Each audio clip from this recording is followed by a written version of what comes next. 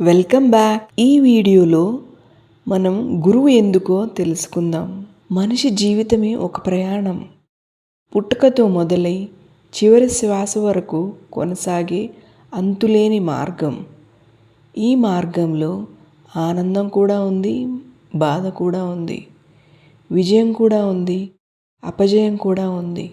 కానీ ఒక దశలో మనసు ఒక ప్రశ్న వేస్తుంది. నేనెవరు? నేనెందుకు పుట్టాను? నా జీవిత ఉద్దేశం ఏమిటి? ఆ సమయానికి మనం ఆధ్యాత్మిక జీవితంలో అడుగు పెడతాం. కానీ ఈ మార్గం అంత సులభం కాదు. ఇది ఒక కీకారణ్యం. ఇది ఒక అలజడి నిండిన సముద్రం.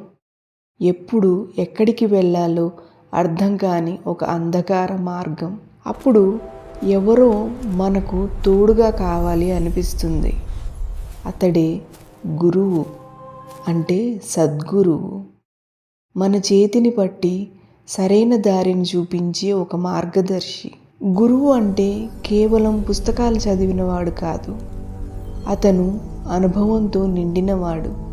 తల్లి లాంటి దయ, తండ్రి లాంటి రక్షణ, స్నేహితుడు లాంటి సాన్నిహిత్యం కలవాడు.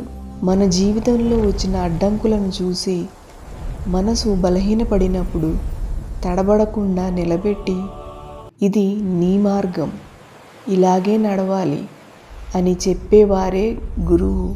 ఆధ్యాత్మిక మార్గంలో ఎన్నో ప్రశ్నలు వస్తాయి. దేవుడు ఉన్నాడా? ఈ లోకం ఎందుకు ఇలా ఉంది? నిజమైన శాంతి ఎక్కడ దొరుకుతుంది? మనసు ఈ ప్రశ్నల్లో మునిగిపోతుంది. కానీ గురువు ఒక మాటతోనో, ఒక చూపుతోనో, ఒక చిరునవ్వుతోనూ సమాధానం చెబుతాడు. ఆయన మాటలు మంత్రంలా ఉంటాయి. ఆయన చూపు దివ్య కాంతిలా ఉంటుంది.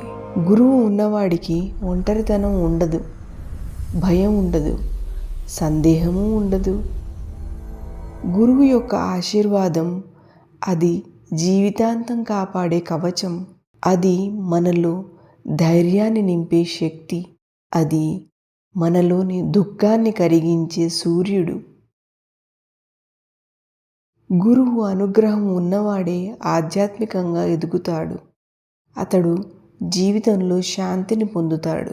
అతడు తనలోని దేవుణ్ణి దర్శిస్తాడు.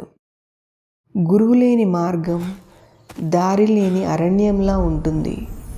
గురువున్న మార్గం వెలుగుతో నిండిన రహదారిలా ఉంటుంది. అందుకే అంటారు, గురువు లేని శిష్యుడు నావలేని సముద్రయాత్రికుడు. గురువు దీవెనలే ఆధ్యాత్మిక జీవితానికి శ్వాస.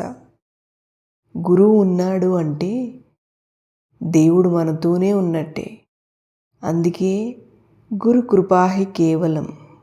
జై గురుదేవా.